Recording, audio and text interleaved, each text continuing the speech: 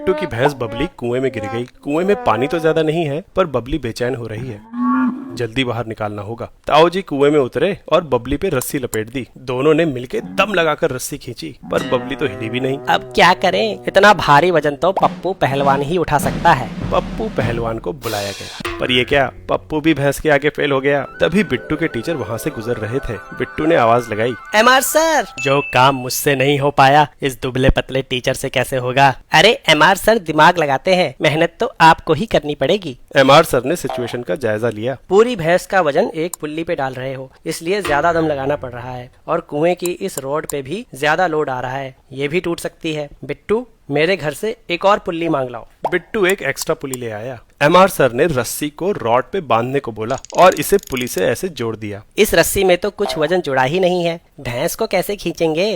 भैंस को इस दूसरी पुल्ली से ऊपर खींचना होगा, और ये पुली इस सेटअप में यहाँ पे फिट हो जाएगी। लेकिन ऐसा करने से क्या फर्क पड़ेगा। जब रस्सी से कोई वजन उठाते हैं तो उसमें एक फोर्स यानी टेंशन क्रिएट होता है, जो कि लगने वाले वजन पे डिपेंड करता है। और रस्सी की एक खास बात होती है कि अगर इसका मास लोड से बहुत कम है तो हम इसकी पूरी लंबाई पे टेंशन बराबर मान सकते हैं। मतलब अगर रस्सी पे भैंस नीचे की तरफ mg फोर्स लगा रही है तो रस्सी का कोई भी भाग ले लो, उस पे टेंशन mg के बराबर ही होगा। अब भैंस को अगर दो रस्सियों से खींचें तो ये टेंशन दोनों रस्सियों में बराबर बढ़ जाएगा, मतलब आधा आधा। अब यहाँ एक पुली लगा दो तो ये दो रस्सियों का काम एक ही रस्सी से हो जाएगा। एक गौर करने वाली बात है, टेंशन एक पुलिंग फोर्स है, मतलब ये हमेशा रस्सी से जुड़े ऑब्जेक्ट्स को पुल करता है। जैसे कि एक ही रस्सी पप्पू को भी आगे खींच रही है और भैंस को ऊपर भी। इसलिए भले ही रस्सी एक है, लेकिन रस्सी के दोनों सिरे अभी भी पुली और उससे जुड़ी भैंस को ऊपर ही खींचेंगे। हमारे सेटअप में रस्सी का एक छोर रॉड पे लगा है और दूसरे छोर पे पप्पू पहलवान पुलिंग फोर्स लगा रहा है। अगर इस फोर्स से लग रहे टेंशन को टी मान ले तो इस पुली पे ऊपर की तरफ 2t की फोर्स लग रही है। अब अगर भैंस को कांस्टेंट वेलोसिटी से ऊपर लाना है तो इस फोर्स को नीचे की तरफ लग रही